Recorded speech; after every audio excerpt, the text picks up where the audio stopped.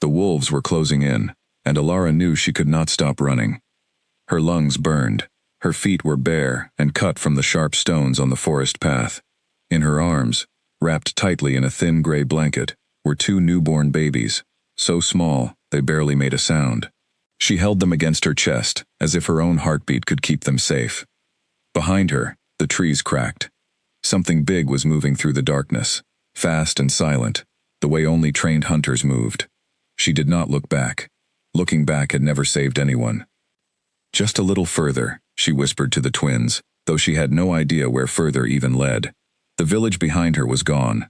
Fire had eaten it whole an hour ago. The screams had stopped, which was somehow worse than when they had started. She stumbled over a root and fell hard onto her knees, curling her body around the babies so they would not hit the ground. Pain shot up her legs. She bit back a cry and forced herself up again, because stopping meant dying, and dying meant leaving two innocent children alone in a burning world. By the time the sun rose, Alara had reached the edge of a trading road, and that was where the slavers found her. They did not care that she had just survived the destruction of her home. They did not care that her arms shook from exhaustion or that her eyes were swollen from crying. To them, she was simply another body to sell, another set of hands that could scrub floors or carry water. They dragged her onto a wooden cart with a dozen other frightened people, and no one asked about the two infants she refused to let go of. Let go of the brats, one of the traders barked, trying to pry the bundle from her arms. They're worth nothing. Babies don't sell. Then I'm worth nothing too, Alara said, her voice cracking but firm, because I will not put them down. Something in her tone, or maybe just her stubborn grip, made the trader give up. He shoved her toward the back of the cart instead, muttering that she was more trouble than she was worth. The journey to the city of Valemore took 3 days. Alara did not sleep. She fed the twins with the little goat's milk another prisoner had smuggled onto the cart, drop by drop, using a strip of cloth soaked in the liquid. She sang to them quietly at night, old songs her mother used to sing. Though she could barely remember the words anymore, she had not planned to become their mother. She had made a promise to a dying woman, in the chaos of the attack, a woman she had never met before that night, and she intended to keep it, even if it killed her. The city of Valemore rose like a mountain of stone against the pale morning sky. Its walls were tall and gray, guarded by soldiers wearing silver armor, stamped with the mark of a crescent moon wrapped in flame. Alara had heard of this kingdom before, whispered about in hushed voices back home. It was ruled by an alpha king, a man said to be more wolf than human in his fury, a leader who had built his throne on discipline and iron control. People said he had not smiled in years. People said his own advisors feared to look him directly in the eye. She had never imagined she would end up standing in his marketplace. The slave auction was held in the main square, a wide stone platform surrounded by crowds of buyers looking for workers, cooks, and servants. Alara was pushed forward in a line with the others, her wrists tied loosely with rope, her body trembling from days without proper rest. The twins stirred against her chest, and she pressed her lips to their small heads, whispering that everything would be all right, even though she did not believe it herself. Next, the auctioneer called out lazily, waving a hand toward her. She stepped onto the platform. The crowd noise blurred together into a wall of sound. Somewhere in the distance, horses neighed and merchants shouted prices for grain and cloth, as if the world had not just ended for her. And that was when the ground beneath her seemed to tilt. Alara had not eaten a full meal in 4 days. She had not truly slept in even longer. Her body had been running on will alone, and will could only carry a person so far. Her vision blurred at the edges, turning the crowd into shapes of color rather than people. She tried to take a breath, tried to steady herself, but her knees buckled beneath her. She did not let go of the twins. Even as darkness swallowed her sight, even as her body gave out completely, her arms tightened instinctively around the small bundle, protecting them in the only way she had left. She collapsed onto the stone platform in a heap, gasps rising from the crowd around her. It was at that exact moment that King Draven Ashford entered the square. He had not come to the auction to buy anyone. He rarely visited the marketplace at all, preferring to send trusted men in his place. But reports of rogue wolf attacks near the eastern border had disrupted trade routes for weeks, and he wanted to see the damage to the merchant caravans with his own eyes before deciding how to respond. His presence alone sent a ripple of nervous energy through the square. Guards straightened. Merchants bowed their heads. Even the auctioneer's voice faltered mid-sentence. Draven was a tall man, broad through the shoulders, with dark hair pulled back, and eyes the color of storm clouds before rain. He carried himself the way trained soldiers did, every movement precise, every glance calculating. He did not smile easily, and those who worked closely with him said his patience had grown shorter with each passing year since he took the throne alone. He was halfway across the square, deep in conversation with his advisor Edwin about supply losses, when a commotion near the auction platform caught his attention. A young woman had collapsed. That alone would not have stopped him. People fainted in crowds all the time, from heat or hunger or fear, but something about the way she fell made him pause, some instinct buried deep in his chest that refused to be ignored. Even as she lost consciousness, her arms had not loosened around the bundle she carried. She had protected whatever she held, even while collapsing, as though her body had decided that duty mattered more than survival. "Your Majesty," Edwin said, noticing the king's attention had drifted. "We should continue to the harbor. The merchants are waiting." Draven did not answer immediately. He watched as two guards rushed forward to help the fallen woman, only for her to stir weakly and clutch the bundle even tighter, mumbling something about not letting go, even in her half-conscious state. "What is she holding?" Draven asked quietly. Edwin squinted toward the platform. "Likely just belongings, Your Majesty. Slaves often try to protect whatever few possessions they have left." But then one of the guards pulled back the edge of the gray blanket to check on the woman, and a small cry rose from within it. Then another, two thin, high voices crying out in unison. The crowd around the platform went quiet in surprise. "Twins," someone murmured. "She's got twins in there." Draven's jaw tightened, though he could not explain why the sight unsettled him. He stepped forward, his long strides eating up the distance between himself and the platform, ignoring Edwin's confused protest behind him. The crowd parted instantly at the sight of him, bowing low, some too stunned to move at all. By the time he reached the platform, the guards had lifted Ilara gently and laid her down, trying to pry the twins loose so the healer could examine her properly. Even unconscious, her arms resisted, gripping tighter, as if her body understood danger, even when her mind did not. Draven knelt beside her, which surprised everyone watching, including his own guards. Kings did not kneel in slave markets. Kings did not concern themselves with fainting servant girls. Yet there he was, close enough to see the exhaustion carved into her face, the dirt and dried blood on her hands, the small scar along her jaw that told a story of hardship far older than the events of the past few days. "Bring the castle physician," Draven said, his voice carrying easily across the silent square. "Now." Edwin hurried closer, lowering his voice so only the king could hear. "Your Majesty, she is a slave from a border village. There is no reason for the crown to involve itself in her welfare. The auction will simply move to the next lot." "She collapsed, protecting two infants with her last strength," Draven said, standing back up slowly, his eyes never leaving the small bundle. "That is reason enough." He did not fully understand his own decision. He was not a man known for sentiment.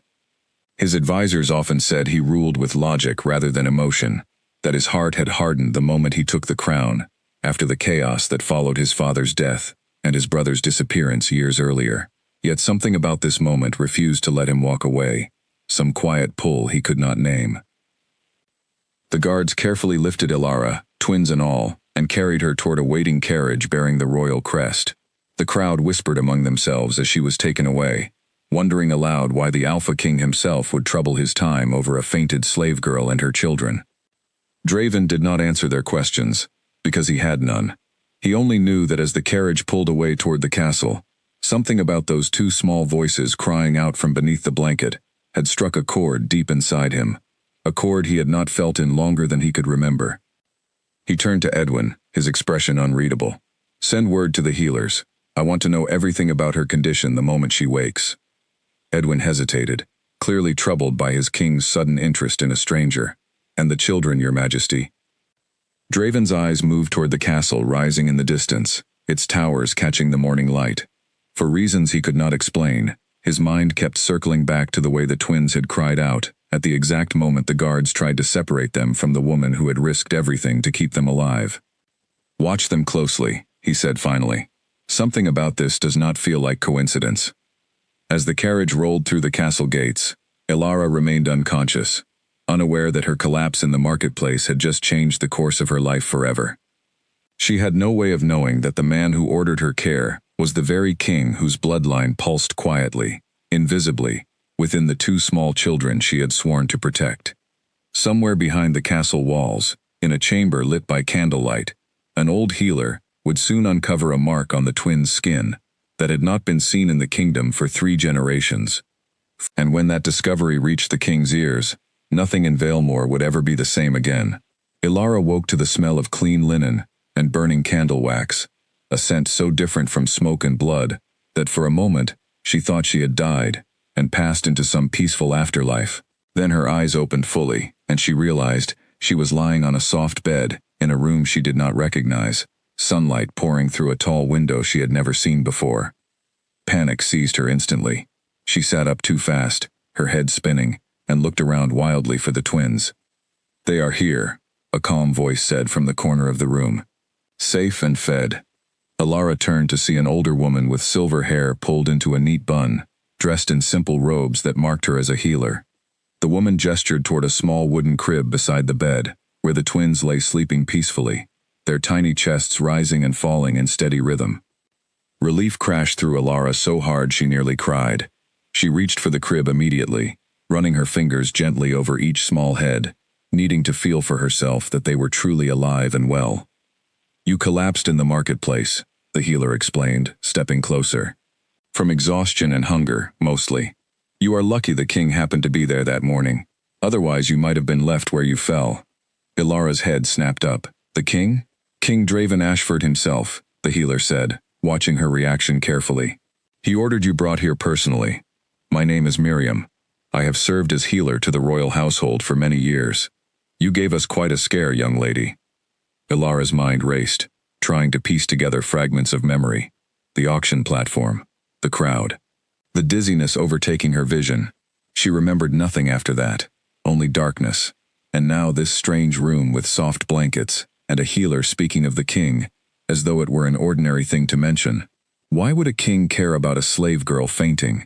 Ilara asked quietly, still stroking the twins' small heads. Miriam's expression flickered with something unreadable, but she did not answer directly. Instead she said, "Rest a while longer. You need your strength. There will be time for questions later."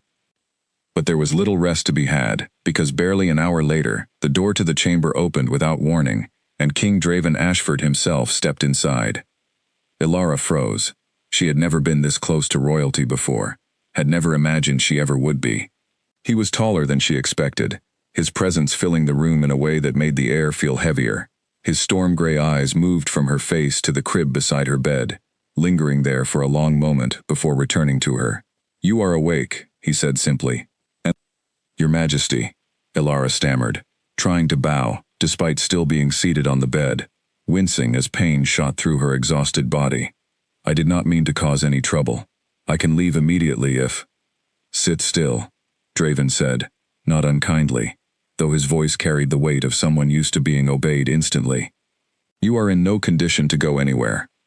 He moved closer to the crib, studying the twins with an intensity that made Ilara nervous. She did not understand why a king would take such interest in 2 ordinary infants, unless he suspected something she herself did not know. "What are their names?" he asked. Ilara hesitated. In truth, she had given them names herself during the journey, names that felt right in her heart, even though she had no claim to them by blood. "Kian," she said softly, touching the boy's tiny hand. "And Elowen," she added, brushing a finger over the girl's cheek. Draven repeated the names quietly, as though testing how they sounded, then asked the question that had been circling his mind since the marketplace. "Are they yours?" "No," Ilara admitted. "I found them in the chaos of an attack on my village. Their mother was dying. She begged me to take them and keep them safe, to protect them from those who might come looking. I do not know who their father is, or where they truly came from.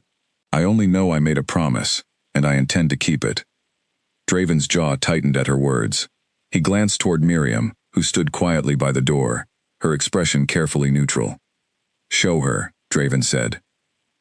Miriam stepped forward and gently lifted the loose fabric near the twins' shoulders, revealing a faint mark on each of their skin, nearly hidden unless someone knew exactly where to look. It was the shape of a crescent moon, wrapped around a small flame, delicate and precise, as though painted rather than born naturally into skin. Alara stared at the mark, confused. "What is that?" "It is the mark of the Ashford bloodline," Draven said, his voice low and controlled, though something beneath it trembled with restrained emotion. "Every true heir of my family carries this mark from birth. It has not appeared in 3 generations, since my grandfather's time. My own children, if I ever have any, would carry it.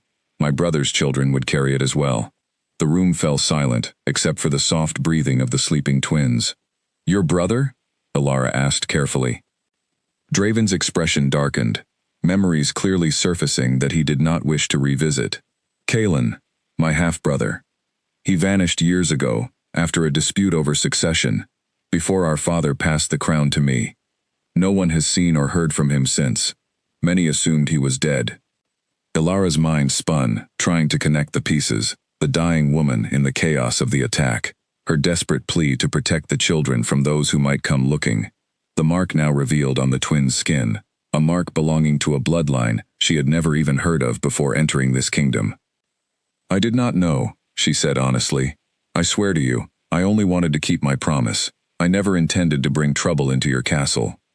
Draven studied her closely, searching her face for any sign of deception, any flicker of dishonesty in her eyes.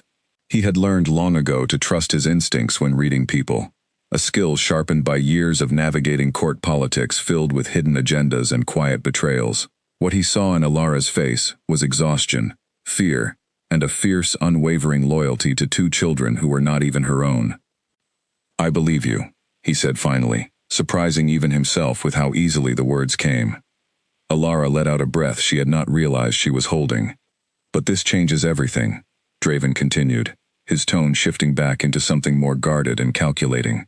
"If these children truly carry my brother's blood, they are not simply orphans. They are potential heirs to the throne of Valemore. That makes them valuable to some, and dangerous to others.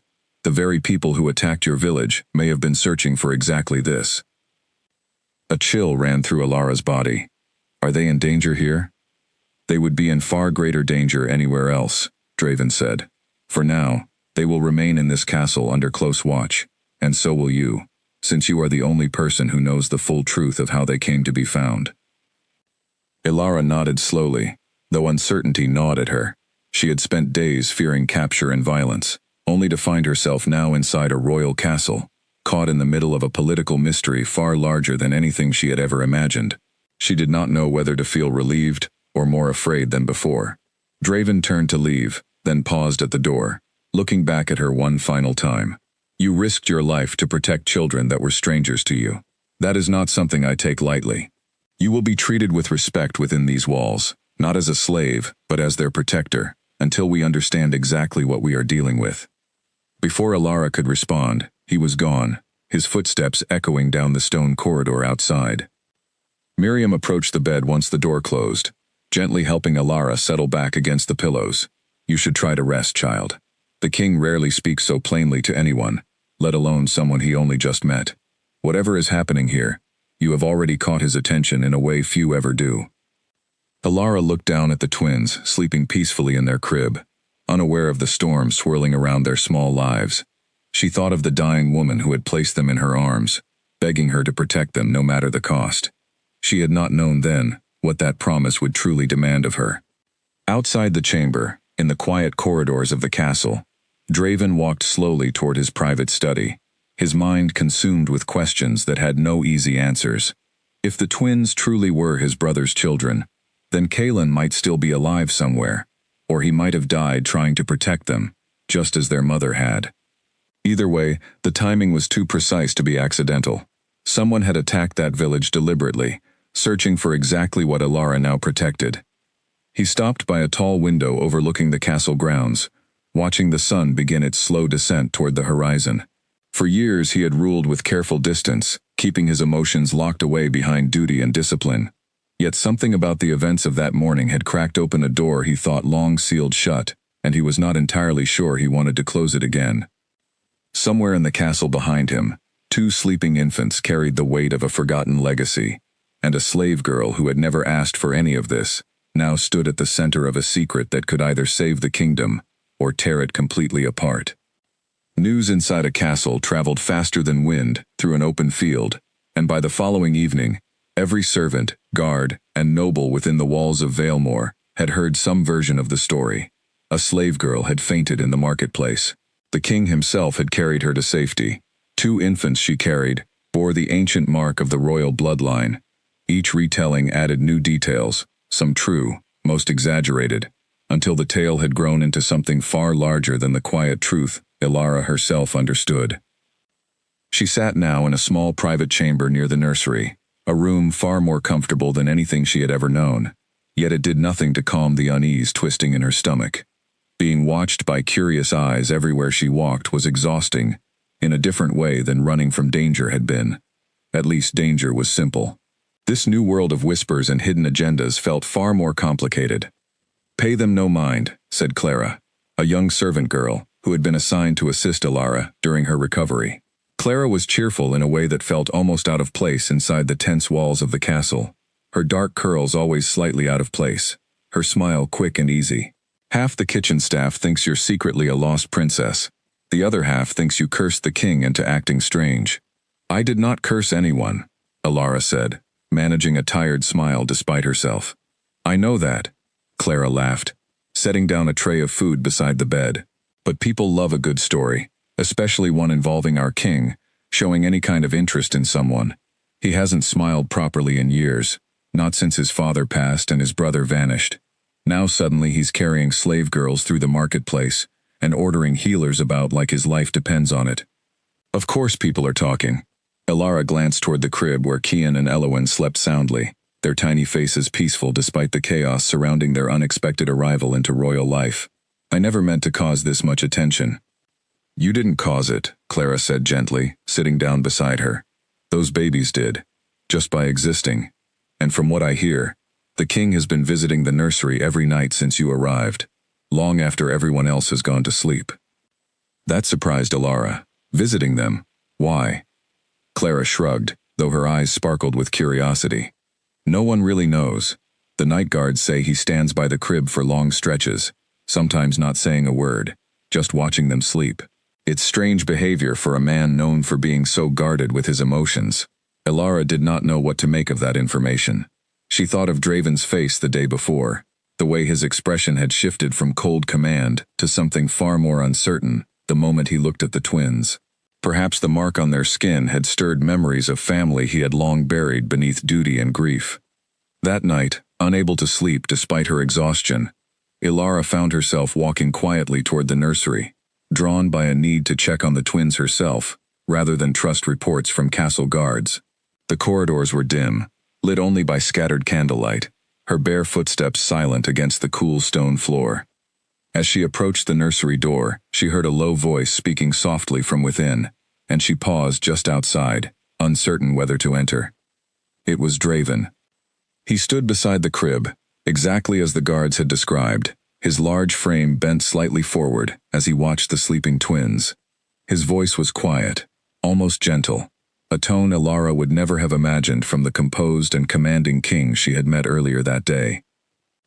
"I do not know what to make of either of you," he murmured, more to himself than to the sleeping infants. "You arrive in my kingdom carrying a mark I thought had disappeared forever, and suddenly, I find myself questioning things I have not questioned in years." Ilara stood frozen in the doorway, unsure whether to announce her presence or quietly retreat. Before she could decide, Elowen stirred in her sleep, letting out a small whimper, and without hesitation, Draven reached down and gently lifted her into his arms, cradling her with a surprising tenderness. The moment he held her close, the infant's cries settled almost instantly, her tiny hand curling against his chest, as though she recognized something familiar in his presence. Ilara's breath caught in her throat at the sight. She had expected many things from the fearsome Alpha King, but not this quiet, careful gentleness hidden beneath his stern exterior. Draven must have sensed her presence then, because he glanced up sharply toward the doorway, his eyes locking with hers.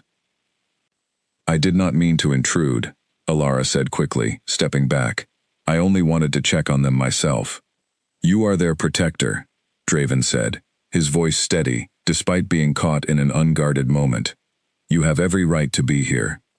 Ilara stepped further into the room, watching as he continued to hold Elowen gently, the infant's small breaths evening out, as sleep claimed her again. "They seem to trust you already," Ilara said softly, unable to hide her surprise. "Perhaps it is simply instinct," Draven replied, though something in his tone suggested he did not fully believe his own explanation. "Blood recognizes blood, even before understanding arrives." The words hung heavy in the quiet room.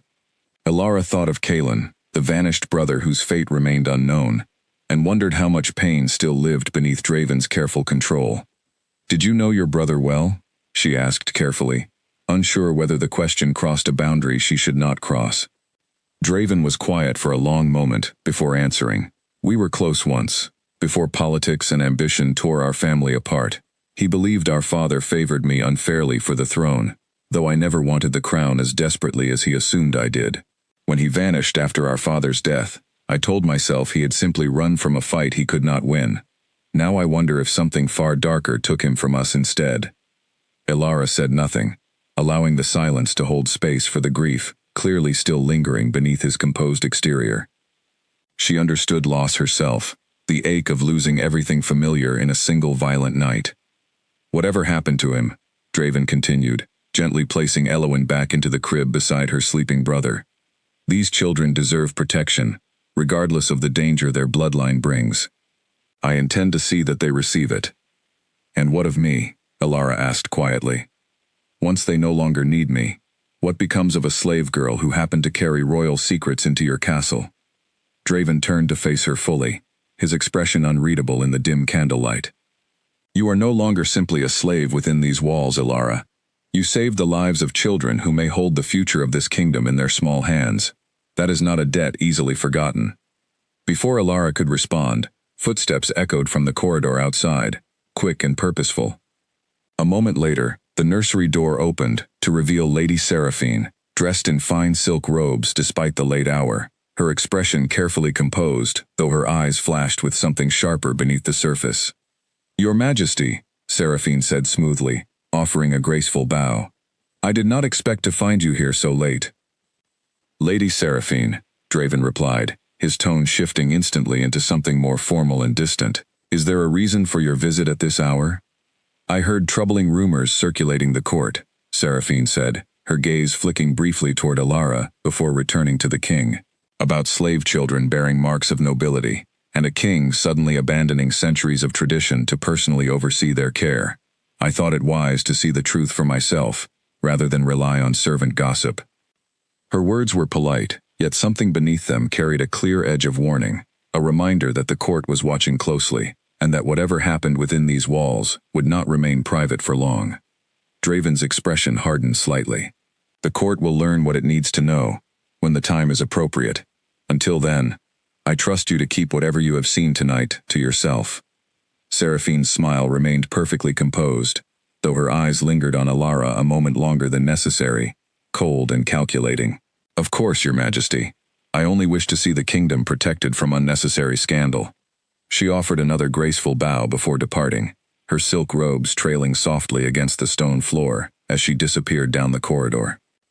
Once she was gone, Ilara let out a breath she had not realized she was holding. "She does not like me," she said quietly. "She does not like uncertainty," Draven corrected, though the tension in his shoulders suggested he shared some of Ilara's unease. "Seraphine has long expected to become queen of this kingdom. Anything that threatens that expectation will not be welcomed easily." Ilara looked toward the sleeping twins, suddenly aware of just how many dangerous currents now surrounded their small, innocent lives. She had promised a dying woman she would protect these children with everything she had, never imagining that promise would place her directly in the middle of royal rivalries and buried family secrets. "I will not let anything happen to them," she said firmly, more to herself than to Draven. He studied her closely, something shifting behind his storm-gray eyes. "Neither will I," he said quietly, "whatever it takes." Outside the castle walls, beneath the cover of darkness, unseen eyes watched the nursery window from a distance, patient and calculating, waiting for the right moment to strike. The attack on Ilara's village had not been random chance. and those responsible had no intention of giving up their search so easily. Edwin arrived at the king's study early the next morning carrying a thick leather folder, his expression tight with the kind of caution he only wore when delivering difficult news. Draven sat behind his heavy wooden desk, a map of the eastern border spread out before him, though his attention had clearly drifted elsewhere long before Edwin entered the room. "You asked me to investigate the girl's past," Edwin said, setting the folder down carefully.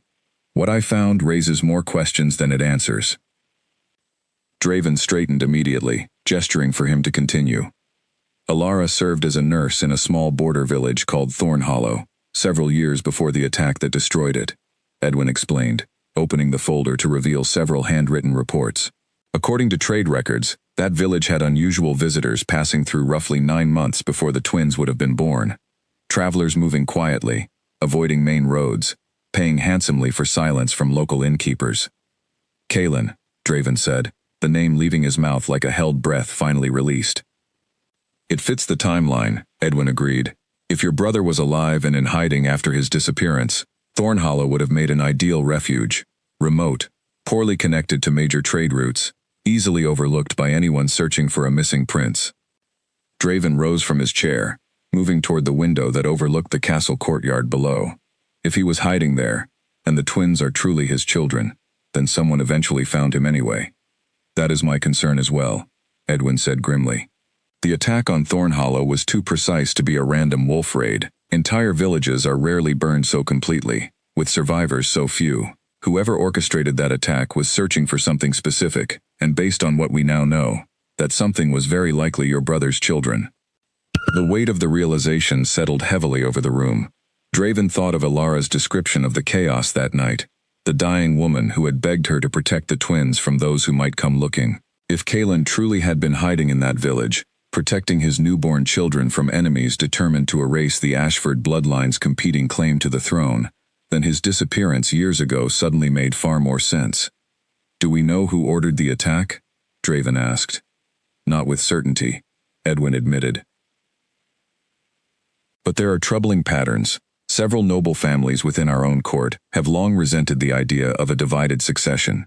If Kaelin's children were discovered alive, their claim to the throne could complicate matters significantly, especially for anyone hoping to see their own bloodline eventually inherit the crown through marriage or political maneuvering."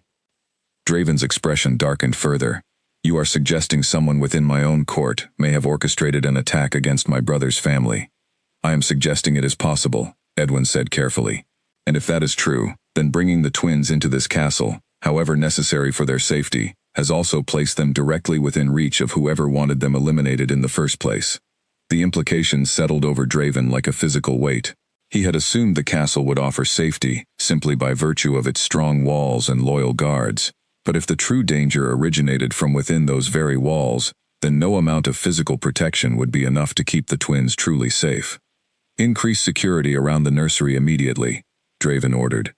"Trusted guards only, men whose loyalty has never been questioned. No one enters without my direct authorization." "And Alara?" Edwin asked. Draven considered the question carefully before answering. "She remains the only person who knows the full truth of how the twins were found. That knowledge makes her valuable, but it also makes her a target. Assign additional protection to her as well." Edwin nodded, though he hesitated before turning to leave. "Your Majesty, if I may ask something more delicate." "Speak plainly," Draven said. "Your interest in this matter extends beyond simple political concern," Edwin observed carefully. "The court has noticed your late-night visits to the nursery, your personal involvement in a matter that could easily have been delegated to advisors and healers. Some wonder if your judgment has become clouded by sentiment rather than strategy." Draven's jaw tightened, though he did not immediately deny the observation. "My brother may have died protecting these children. If there is even a small chance they carry his legacy forward, I owe it to his memory to ensure they survive whatever danger still hunts them." "And the girl?" Edwin pressed gently. "Alara?" Draven was quiet for a long moment, his gaze drifting back toward the window. "She risked everything to keep a promise to a dying stranger. That is not something easily dismissed, regardless of her position within this kingdom." Edwin studied his king carefully, clearly sensing something deeper stirring beneath the surface of his careful words, though he chose not to press further. I will proceed with the increased security measures immediately, Your Majesty. Once Edwin departed, Draven remained by the window for a long while, his mind circling endlessly around the pieces of information now laid before him. His brother, alive for years in hiding, raising children in secret to protect them from enemies within his own family's court, a village destroyed to erase that secret completely, and now 2 small infants and the woman who saved them, caught in the middle of a danger far larger than any of them fully understood. Later that afternoon, Alara sat in the castle garden with the twins, enjoying a rare moment of quiet sunshine, away from the tension pressing down within the castle walls. Clara sat beside her, helping to keep the twins entertained with a soft cloth toy she had sewn together from spare fabric scraps. "You seem distracted today," Clara observed, glancing at Alara's furrowed expression. "I keep thinking about their mother," Alara admitted quietly, watching Kian reach curiously toward a nearby flower. She was dying, bleeding badly from wounds I could not properly treat, yet her only concern in her final moments was making certain these children survived. She never told me who their father was, only that dangerous people were searching for them. "Do you think she knew she was protecting royal children?" Clara asked. "I believe she must have," Alara said. "Otherwise, why beg a stranger to carry them to safety with such desperate urgency? She knew exactly what she was protecting, even if I did not understand it myself until now." A guard approached quietly, informing Alara that the king wished to speak with her privately once she finished with the twins. Clara offered to watch the children a while longer, allowing Alara to make her way toward Draven's private study, her nerves tightening with each step through the quiet stone corridors. When she arrived, Draven gestured for her to sit across from his desk, his expression more serious than she had seen since their first meeting in the healer's chamber. "We have learned more about the attack on your village," he said without preamble. "It was not random. Someone was searching specifically for my brother's children, and they were willing to destroy an entire village to ensure they succeeded." Alara's stomach twisted painfully at the confirmation of what she had already feared. "Do you know who was responsible?" "Not yet," Draven admitted, "but the pattern suggests someone connected to this very court, someone who feared the political consequences of Kaelin's children surviving to challenge the current line of succession." "Someone here," Alara repeated slowly, thinking immediately of Lady Seraphine's cold, calculating gaze the previous night. "Within these walls." "Possibly," Draven confirmed, "which means the twins remain in danger, even here, perhaps more so than anywhere else. I have increased security around the nursery, and I am assigning additional guards to protect you as well." Alara absorbed the weight of his words carefully. "What do you need from me?" "Your continued honesty," Draven said, "and your patience. Uncovering the truth behind this conspiracy will take time during which the twins' safety depends on careful discretion and unwavering vigilance." "I made a promise to protect them," Alara said firmly. "I do not intend to break it now, regardless of the danger involved." Draven studied her closely, something like quiet respect flickering behind his composed expression. Few people in this kingdom would show such loyalty toward children that are not their own blood, especially knowing the danger now surrounding them. "They may not be my blood," Alara said softly, "but they became my responsibility the moment their mother placed them in my arms. That bond does not require shared blood to feel real." The words settled quietly between them, carrying a weight neither fully acknowledged aloud. Outside the study window, the sun continued its slow descent, casting long shadows across the castle grounds, while somewhere within those same walls, an unseen enemy continued watching and waiting, patient enough to strike only when the moment proved most advantageous. That evening, Draven requested that Alara join him for a quiet meal within his private chambers, a gesture so unusual for a king known for keeping servants and strangers at arm's length that even the castle staff exchanged surprised glances as they prepared the table. Alara arrived nervously, unsure of the proper etiquette for dining with royalty, though Draven waved away her hesitant formality almost immediately. "Sit," he said simply, gesturing to the chair across from him. "Tonight, I am not asking you as your king. I am asking as someone who wishes to understand fully what happened the night my brother's family was destroyed." Alara settled slowly into the offered chair, the warmth of the room a stark contrast to the cold memories she was about to revisit. She took a steadying breath before beginning. I had been living in Thorn Hollow for almost 2 years, she said quietly, working as a healer's assistant, tending to villagers who could not afford proper physicians. About a year ago, a family arrived quietly in the village, keeping mostly to themselves. A man, his wife, and eventually, their newborn twins. They never spoke of where they came from, and the villagers respected their privacy, assuming they simply wished to escape some difficult past. Did you ever speak with the man directly? Draven asked carefully. Rarely, Elara admitted. He kept mostly hidden, venturing out only at night, or when necessary. But his wife, Marin, became close to me during her pregnancy. She trusted me to help deliver the twins when her time came, since the village had no formal midwife available. Draven's expression tightened at the mention of the woman's name, though he said nothing, allowing Elara to continue. The night of the attack came without warning, Elara continued, her voice growing quieter, heavier with remembered grief. I had gone to check on Marin and the twins as I did most evenings, bringing herbs to help with her recovery from childbirth. I heard shouting outside, then screaming, then the smell of smoke filling the air so thickly I could barely breathe. She paused, gathering her composure before continuing. Marin's husband burst into the room, badly injured, blood soaking through his tunic. He told her they had found them, that she needed to run immediately with the children while he held back their attackers. Marin refused to leave without him, but he forced the twins into my arms instead, begging me to take them far away, to protect them no matter what happened to him and Marin. Draven's hands tightened slightly around his cup, his jaw clenched tight with barely restrained emotion. I tried to help them both escape, Elara continued, tears gathering in her eyes despite her efforts to remain composed. But the attackers were already inside the house by then. Marin was badly wounded trying to protect the twins as I fled through a back window. The last thing she said to me was to keep them safe from those who hunted her husband's bloodline, that they carried something precious that others wished to destroy. And her husband? Draven asked quietly, though his tone suggested he already feared the answer. I do not know what happened to him, Elara admitted. I never saw him again after that moment. By the time I reached the edge of the village with the twins, the entire settlement was burning. I ran through the forest for hours, terrified that whoever attacked would catch up to us before we reached safety. Draven set down his cup, his expression a careful mask, over what Elara suspected was deep, complicated grief. The man you describe, he said slowly.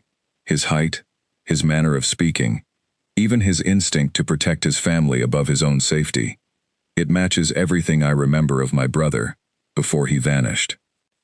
I am sorry, Elara said softly, understanding now the full weight of what her story confirmed. I wish I could offer you more certainty about his fate.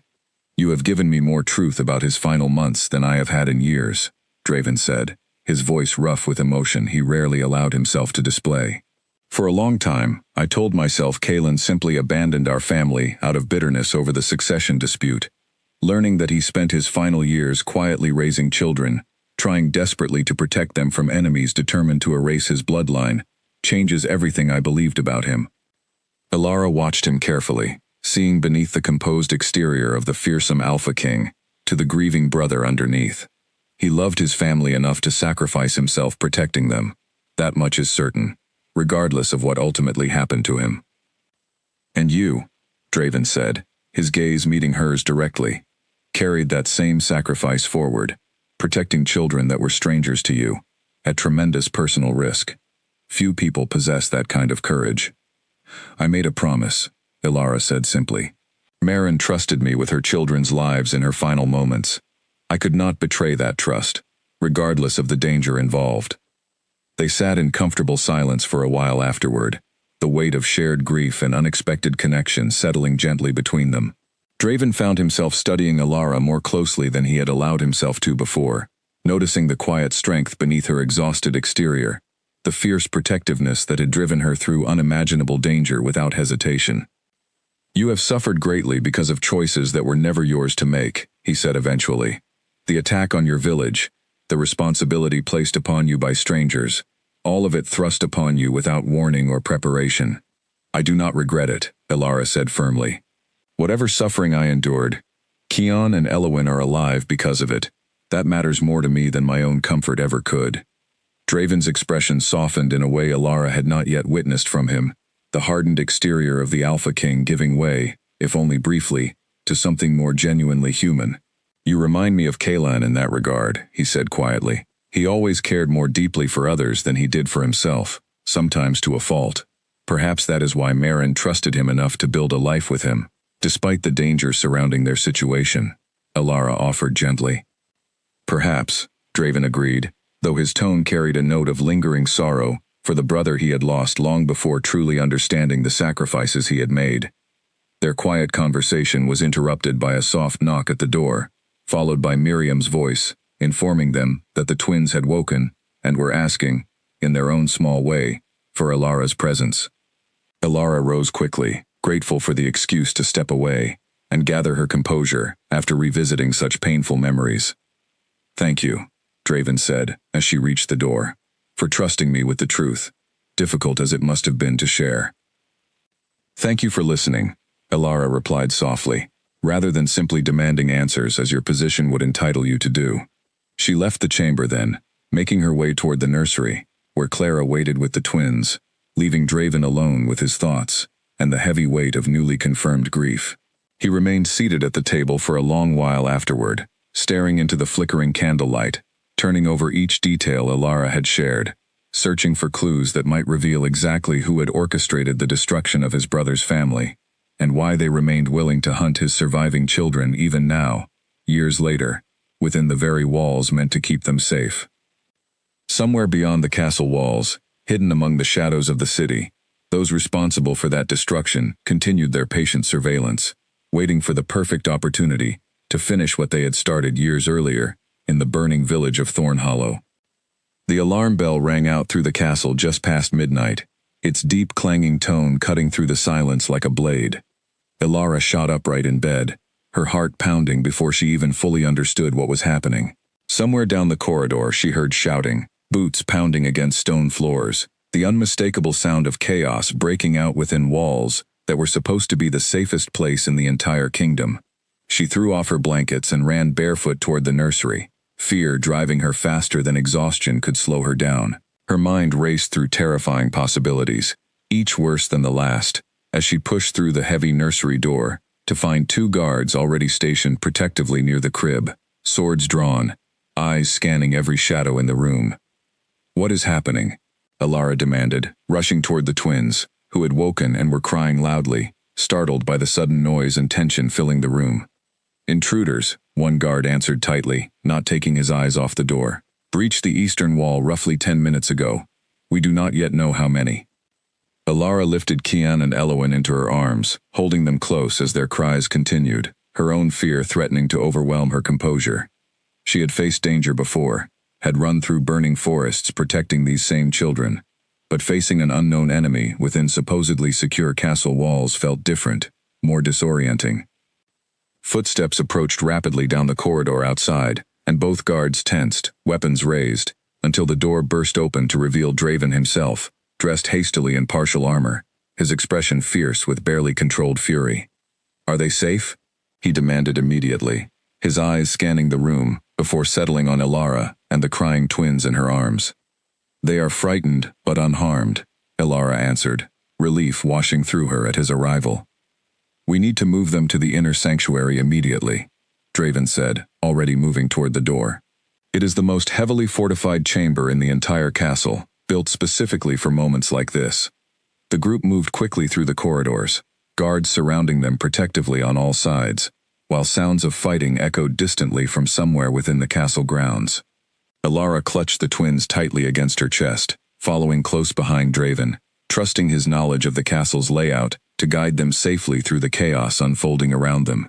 They had nearly reached the sanctuary when a group of masked figures suddenly emerged from a side corridor, blocking their path entirely. The guards immediately moved into defensive positions, forming a protective wall between the intruders and those they were sworn to protect.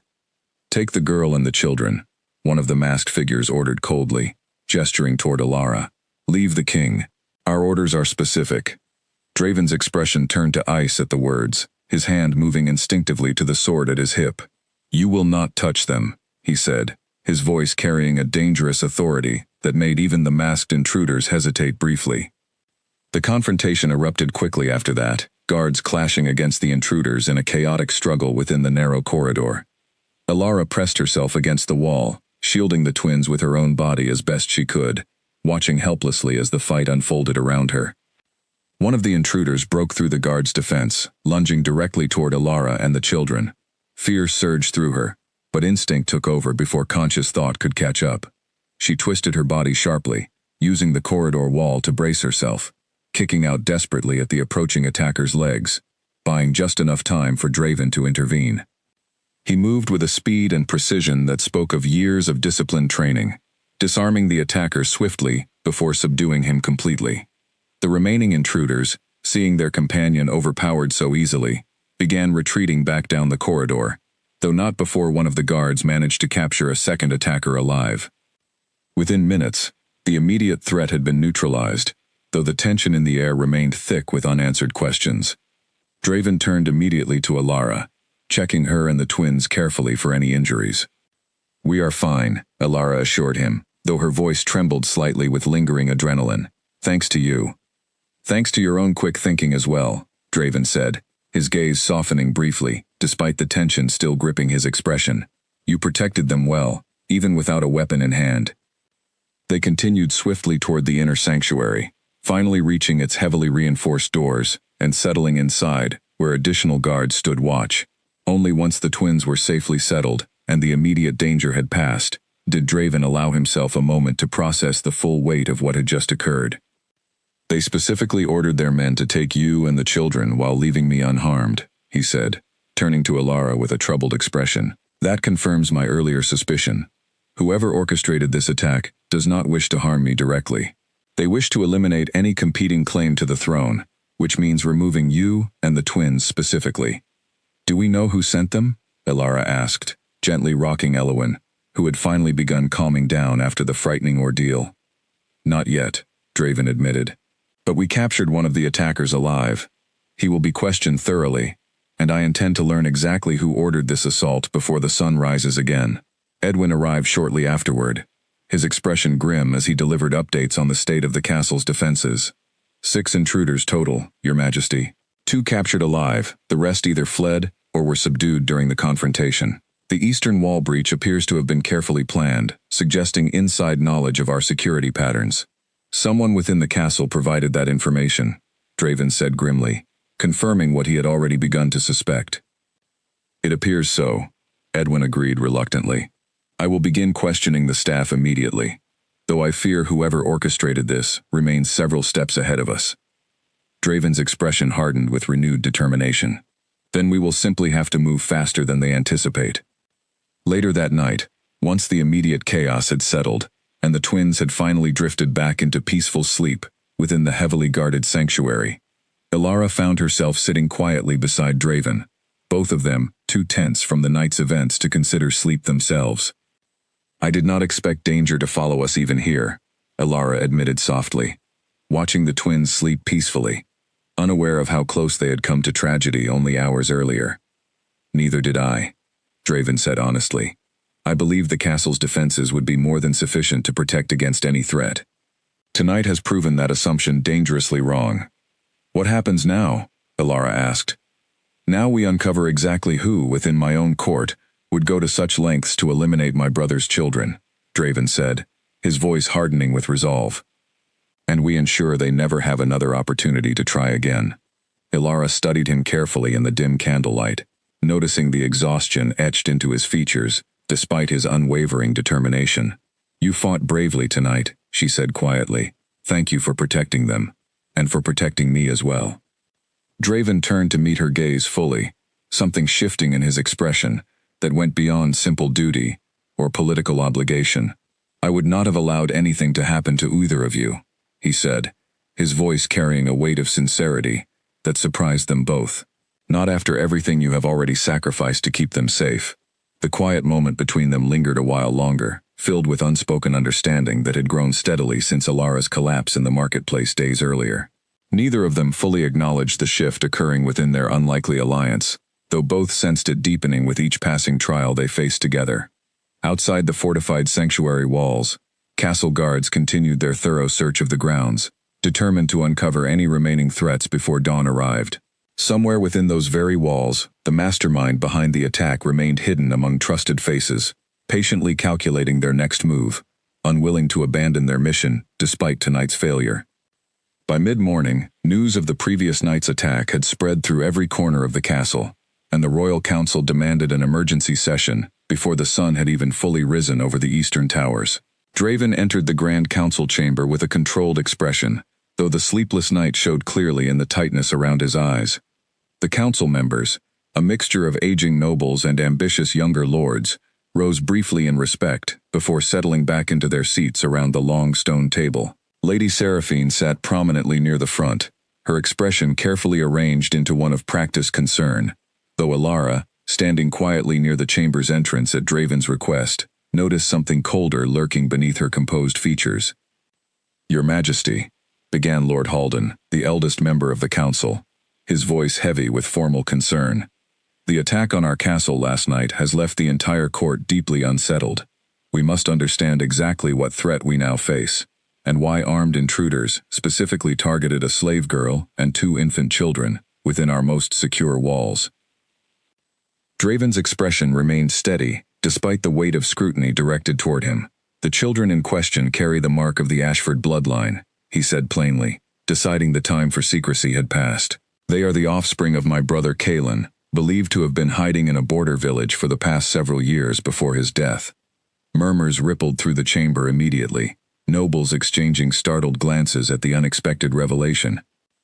"If this is true," Lord Halden said carefully, "then these children hold legitimate claim to succession within this kingdom, a claim that could complicate matters of inheritance significantly." "That is precisely why they were targeted," Draven confirmed. "Someone within our own court fears the political consequences of their survival enough to orchestrate the destruction of an entire village, and now an assault on this very castle." Lady Seraphine rose gracefully from her seat, her voice carrying smoothly across the tense chamber.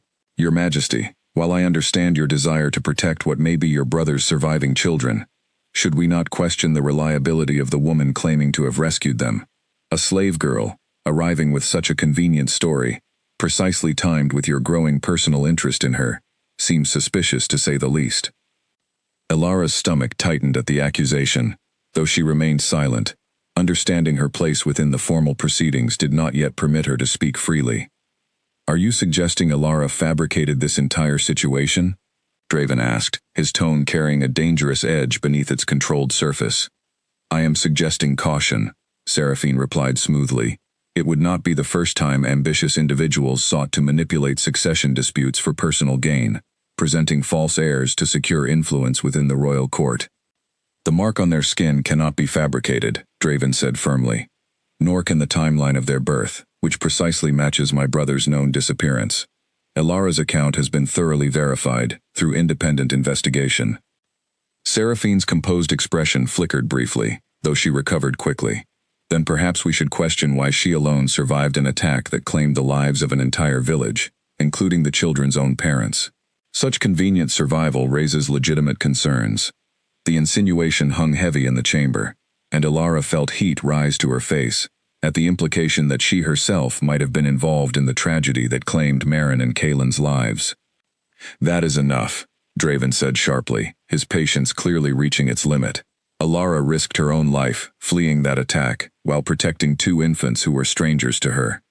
She has shown nothing but unwavering loyalty and courage since arriving in this kingdom. I will not tolerate baseless accusations against her character within this chamber." The room fell silent at the king's firm rebuke, several council members exchanging uneasy glances at witnessing such open defense of someone outside the traditional nobility. "Your Majesty," Lord Halden interjected carefully, attempting to steer the conversation back toward practical matters.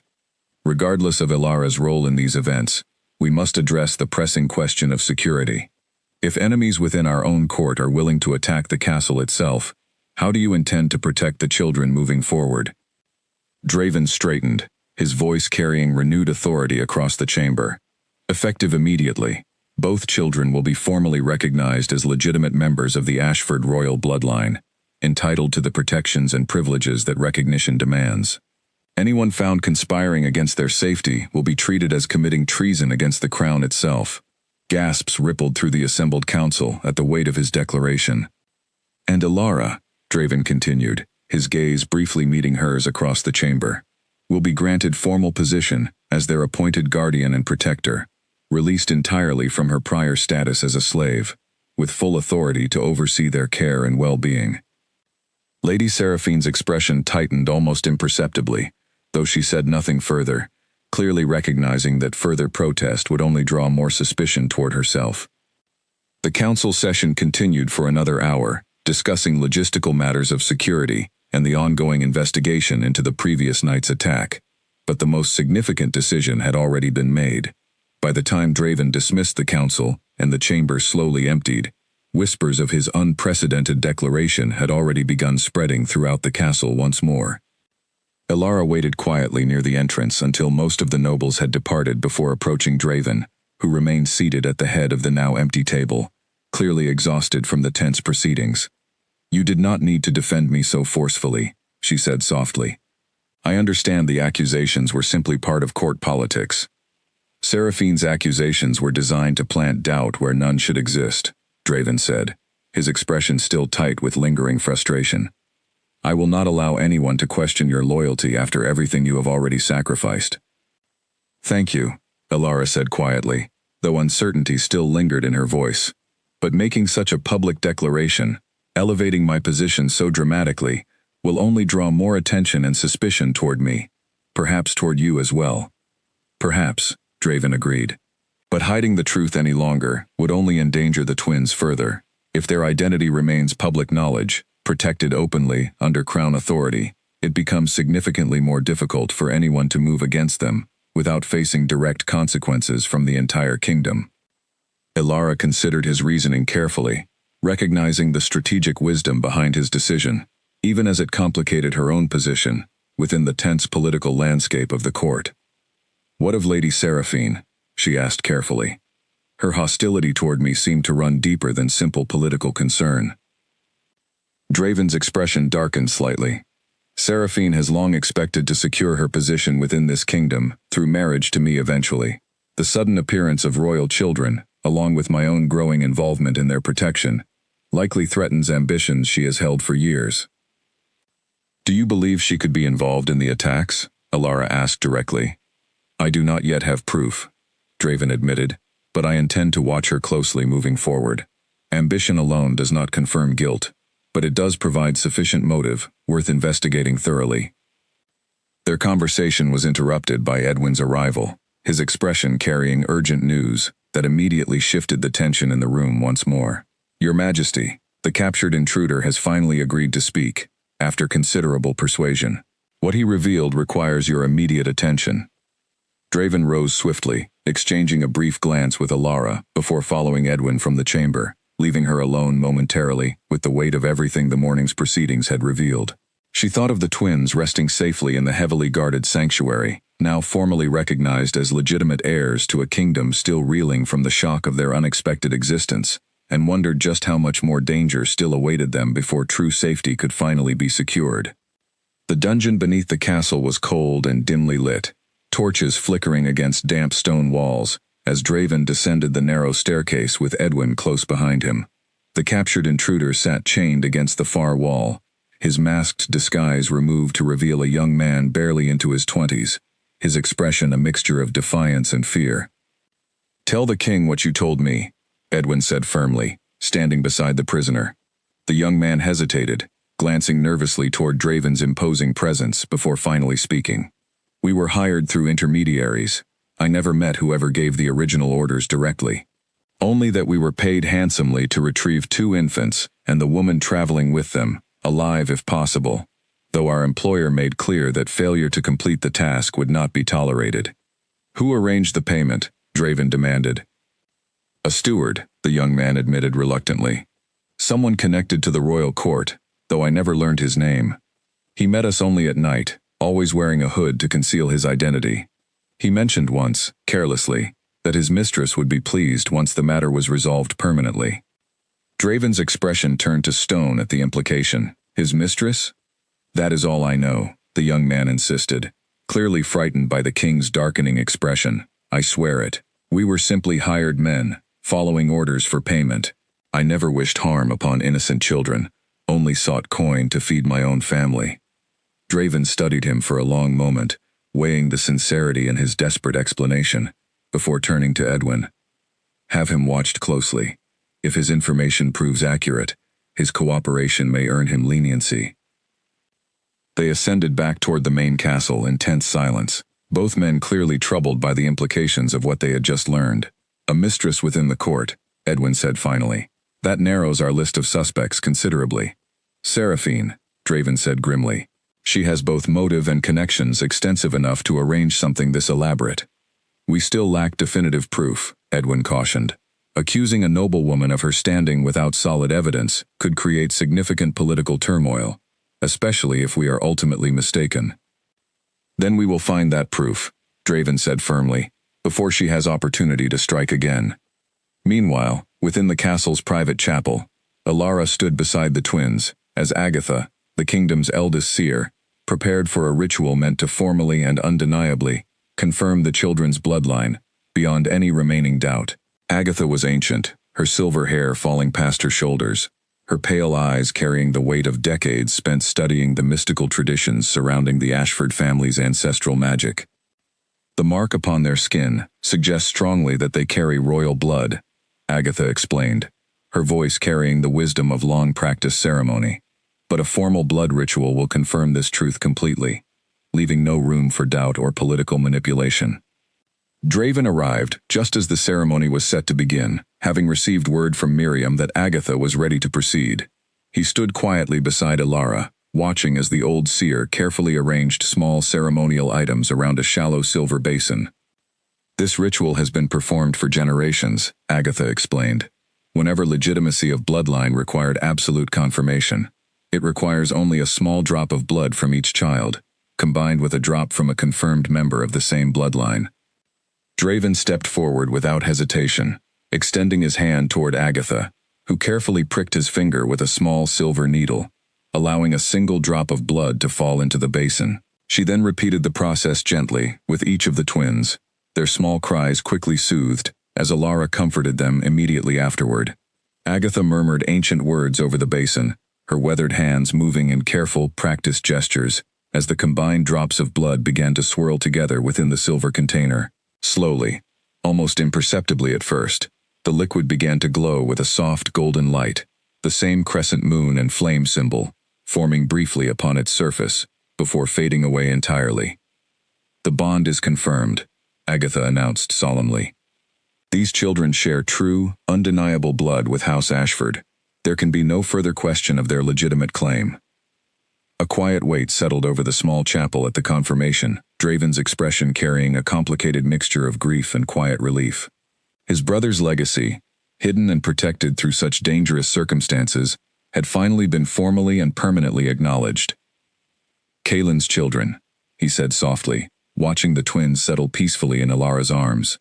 Truly his, beyond any remaining doubt. What happens now? Alara asked quietly, watching the emotion play across his usually guarded expression. Now, Draven said, his voice carrying renewed determination, the entire kingdom will know beyond question that these children are legitimate heirs to House Ashford, protected fully under crown authority. Anyone still harboring intentions against them will face the full weight of royal justice. Agatha studied the king carefully as she began gathering her ceremonial items. There is something more you should know, Your Majesty, she said quietly, her ancient eyes carrying quiet knowledge. The ritual reveals more than simple bloodline confirmation. It also senses when malicious intent surrounds those being tested. During tonight's ceremony, I felt a distinct presence of danger, closer than you might expect. Closer how? Draven asked sharply. Within these very walls, Agatha said gravely. Someone close to the throne itself wishes these children harm. Someone whose presence I have felt lingering near them more than once during my time within this castle. Draven's mind immediately returned to the interrogated prisoner's words, the mysterious mistress mentioned in passing during his confession. Everything pointed increasingly toward Lady Seraphine, though concrete proof remained frustratingly out of reach. Thank you, Agatha, Draven said finally. Your warning will not go unheeded. As the old seer departed the chapel, Alara turned to Draven. concern evident in her tired expression. If the danger truly comes from someone as close to the court as Seraphine, how do we protect the twins from someone with such extensive influence and connections? Carefully, Draven said, his jaw set with grim determination, and swiftly. I do not intend to allow her, or whoever else may be involved, another opportunity to threaten what remains of my brother's family. He looked toward the twins, sleeping peacefully now in Alara's protective embrace, their small faces carrying no awareness of the danger and political turmoil surrounding their very existence. Whatever came next, Draven understood clearly that protecting them would require decisive action, action he intended to take before their enemies found another opportunity to strike. Outside the chapel, unseen within the shadowed corridors of the castle, Lady Seraphine watched quietly from a distance, her expression carefully composed despite the anger simmering beneath her calm exterior. The failed attack had cost her considerably, both in resources and in growing suspicion directed toward her within the court. But she had not survived years of careful political maneuvering by giving up easily, and she had no intention of abandoning her ambitions now, regardless of the mounting risks involved. 3 days passed with careful, quiet investigation, Draven and Edwin working diligently to gather concrete evidence against Lady Seraphine without alerting her to their growing suspicion. Alara remained close to the twins throughout, rarely leaving their side, her instincts urging constant vigilance, despite the increased guards now stationed permanently around the nursery and sanctuary. The breakthrough finally came when one of Edwin's trusted informants intercepted a sealed letter intended for Seraphine's personal steward, the very man the captured intruder had described during his interrogation.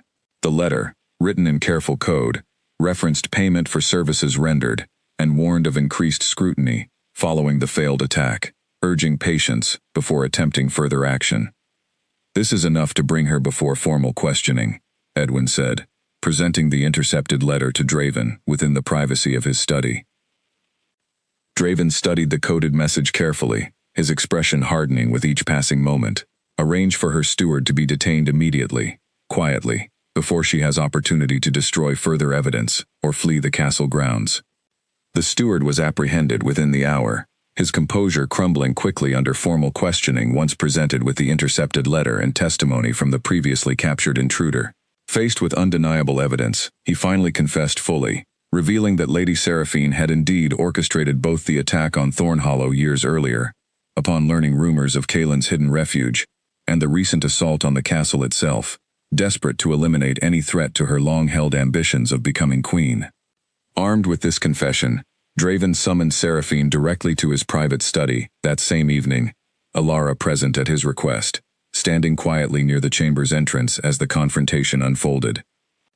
Seraphine entered with her usual composed grace, though something flickered briefly across her expression upon seeing the grim determination etched into Draven's features. Your Majesty, she said carefully, you summoned me rather urgently. Is something troubling you? Your steward has confessed, Draven said plainly, watching her reaction closely, to orchestrating the attack on Thornhollow years ago, and to arranging the recent assault against this very castle. Seraphine's carefully maintained composure finally cracked, her expression shifting rapidly from confusion to calculated denial. Surely you cannot believe the desperate claims of a man facing punishment, Your Majesty. He would say anything to shift blame elsewhere. We have intercepted correspondence confirming his account, Draven said firmly, sliding the coded letter across his desk toward her. Correspondence bearing your personal seal. The color drained from Seraphine's face as she recognized the damning evidence laid before her. For a long moment, she said nothing, the weight of undeniable proof finally breaking through her carefully constructed facade. I did what was necessary, she said finally, her voice losing its polished elegance, replaced instead by bitter honesty. I have spent years positioning myself to become your queen, Your Majesty, sacrificing personal happiness and political alliances for that singular ambition. When rumors reached me of your brother hiding somewhere with children of his own, potential rivals to any future I might build within this kingdom, I could not simply allow that threat to exist unchallenged. You destroyed an entire village, Draven said, his voice cold with barely restrained fury. Innocent people lost their lives because of your ambition. Innocent people are always lost when kingdoms fight over succession, Seraphine replied, though her voice carried less conviction now. the weight of her actions finally settling visibly upon her. I simply ensured the fight ended before it truly began. That decision was never yours to make, Draven said firmly. You will face full consequences for your actions, Seraphine, regardless of your former standing within this court.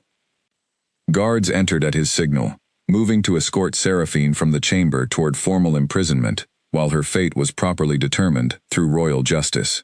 She offered no further protest, her expression settling into resigned acceptance as she was led away, the ambitious plans she had nurtured for years, finally and completely unraveling. Once she was gone, the study fell into heavy silence, Draven remaining seated behind his desk, visibly processing the weight of the discovery and its resolution. Alara approached quietly, understanding the complicated mixture of relief and lingering anger, likely swirling within him. It is over, she said softly. The twins are finally safe. For now, Draven agreed, though exhaustion colored his voice. Though I suspect this will not be the last threat we face regarding their claim to the throne. Ambition and greed rarely disappear entirely, even when one source is eliminated. But tonight, they can rest without fear, Alara said gently. That matters greatly, regardless of what challenges may come later.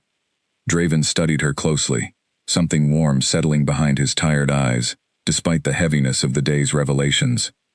You have remained remarkably steady throughout all of this, Alara. Few people could have endured everything you have faced these past weeks with such quiet strength. I had reason to remain steady, Alara said softly. Kian and Elowen needed someone unwavering to protect them. I simply refused to let fear overcome that responsibility. It is more than simple responsibility, Draven said, rising slowly from his chair to stand closer to her. You have shown genuine love for children that share no blood with you, risking everything repeatedly without hesitation. That kind of devotion is rare, and it has not gone unnoticed by me. Alara felt her breath catch slightly at the warmth in his tone, the careful distance that had once existed between them, steadily dissolving through weeks of shared danger and quiet understanding. I only did what felt right, she said quietly. And in doing so, Draven said, his voice softening further, you have shown me something I had forgotten was possible within these castle walls. Genuine loyalty, given freely, without expectation of reward or recognition. The moment lingered between them, charged with unspoken feeling, neither had fully acknowledged until now. Before either could address it further, a soft knock interrupted the quiet chamber, Miriam informing them gently that the twins had settled peacefully for the night, finally free from the shadow of danger that had followed them since their earliest days. Rest now, Draven said softly, though reluctance colored his voice at the interruption of their private moment. Tomorrow, there will be much still to address, but tonight, allow yourself peace, Alara. You have more than earned it. She nodded quietly, offering him a small, genuine smile, before departing toward the nursery, her heart carrying a warmth she had not expected to feel, amid so much danger and uncertainty. Behind her, Draven remained standing in his study a while longer, watching the door close gently, his thoughts lingering on the quiet strength and unexpected warmth that Alara had brought into a life he had long believed reserved only for duty and isolated leadership. Weeks passed following Seraphine's arrest, and slowly, life within the castle settled into a calmer, steadier rhythm. Kian and Elowen grew stronger each day, their small personalities beginning to shine through as they reached toward their first steps, their laughter filling the once tense hallways of the royal nursery, with warmth the castle had not known in years. Alara remained by their side constantly, her formal position as their appointed guardian, bringing with it responsibilities she embraced wholeheartedly, though the quiet transformation of her own life still felt surreal at times. She had arrived in Valemore as a frightened slave, uncertain whether she would survive even a single day within its walls. Now she moved through those same corridors with quiet confidence, respected by castle staff and nobility alike, for the courage and loyalty she had displayed throughout the trials of recent weeks. Draven called a formal council session on a bright, clear morning, the kind of day that seemed to promise new beginnings after the storm of recent turmoil. The chamber filled with nobles and advisors, all curious about the purpose behind the king's sudden summons, murmurs of speculation rippling quietly through the assembled crowd.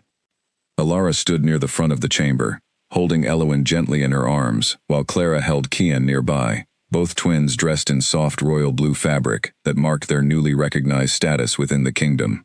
Draven entered moments later, his presence commanding immediate silence throughout the room.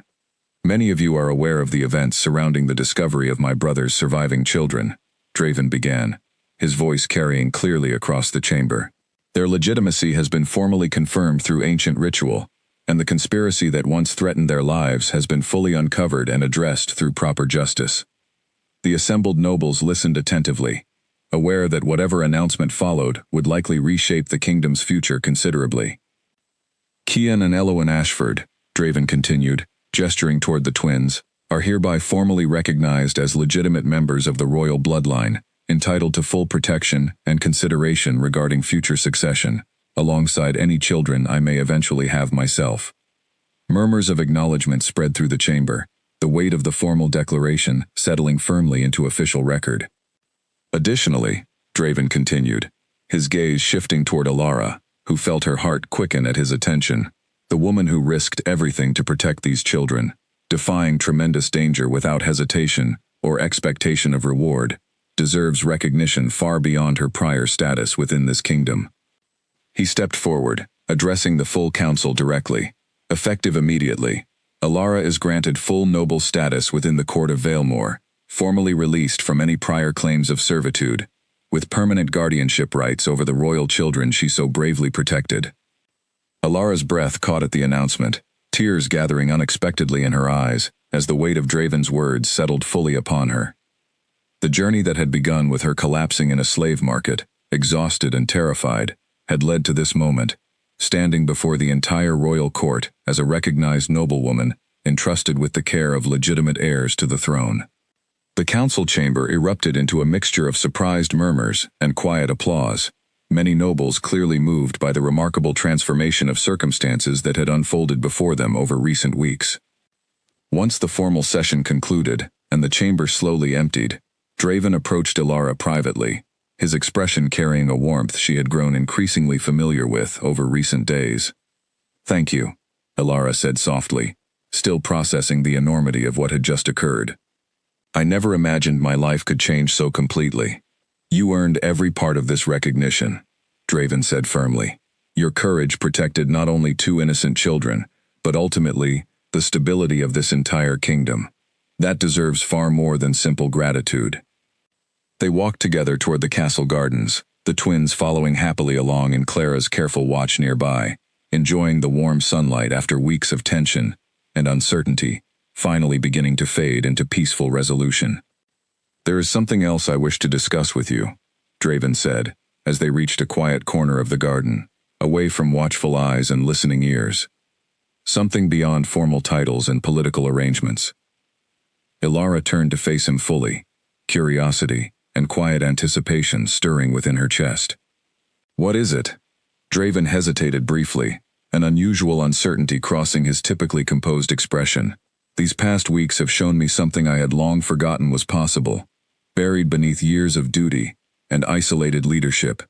Watching you protect Kian and Elowen with such selfless devotion, facing danger repeatedly without hesitation, has reminded me what genuine connection and loyalty truly feels like." Alara's heart raced as she listened, sensing the sincerity behind his carefully chosen words. "I do not wish for our connection to remain simply professional obligation," Draven continued, his voice softening further. "You have become far more important to me than the formal titles we exchanged today could ever properly express." "Draven," Alara said softly, using his given name for the first time without formal address, the intimacy of the moment settling naturally between them.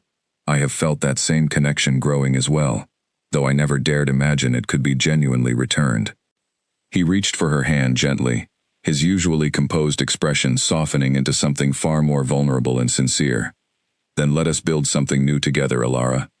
Not simply as guardian and king, but as partners, sharing responsibility for these children and whatever future lies ahead for this kingdom." Tears of genuine happiness gathered in Alara's eyes as she nodded, her heart finally settling into peace after weeks of relentless danger and uncertainty. "I would like nothing more." They stood together quietly in the warm garden sunlight, watching Kian and Elowen play happily nearby, safe finally from the shadows that had once threatened to destroy them, before their lives had even truly begun. The kingdom of Valemore, once teetering on the edge of hidden conspiracy and dangerous ambition, now looked toward a future built on genuine loyalty, quiet courage, and unexpected love, found in the most unlikely of circumstances. Ilara had arrived in this kingdom as a nameless slave girl, carrying nothing but a desperate promise made to a dying stranger. She now stood as a recognized noblewoman, guardian to royal children, and someone who had captured the heart of a king once thought incapable of such vulnerability. Her journey, born from tragedy and unwavering courage, had ultimately reshaped not only her own destiny, but the future of an entire kingdom that would remember her sacrifice for generations to come. As the sun set gently over the castle towers that evening, casting warm golden light across the peaceful gardens below, Draven and Ilara watched the twins finally drift off to a contented sleep beneath the open sky, safe, protected, and surrounded by the quiet promise of a future finally free from fear.